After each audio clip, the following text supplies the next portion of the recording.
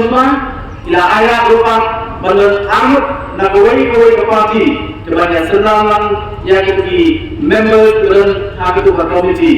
Or Nagaland ke kami Kumbakalongi ila bu lima agen balas kawai di member ke komiti kebanyakan hak itu dari kan hari berterusnya agar lima agen yang kentak pada dalam kentak hak itu komiti.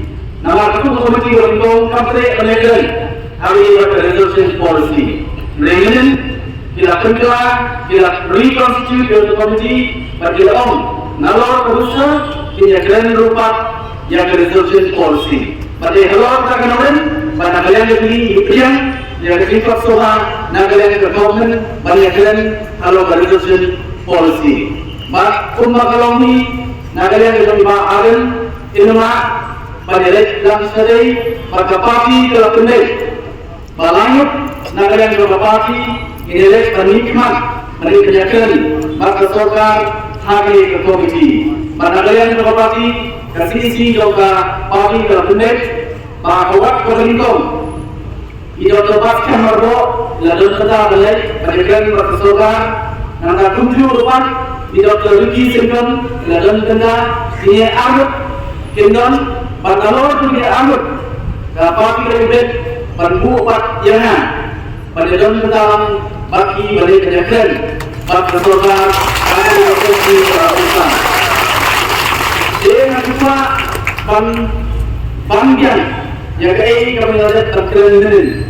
Nagaland jauh parti ini, ilon, bagi kecil ini, kanam patut, kanam kubi kumakalong.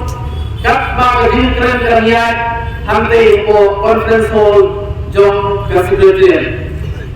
Bah, jadi kalau kalian ini kuat belum, maka sorkar kan review no yang ini resolution policy. Bahkan sorkar kampian yang ini kerja ajibut nagalian jadi niom. Bahkan ini kan ini kerja. Dalam ini jaga assurance kalau tidak Semua hasil print in black and white. Lagi apa bagi notification, bagi review yang job resolution policy. Nagaland dari community dari kan namanya kita ini.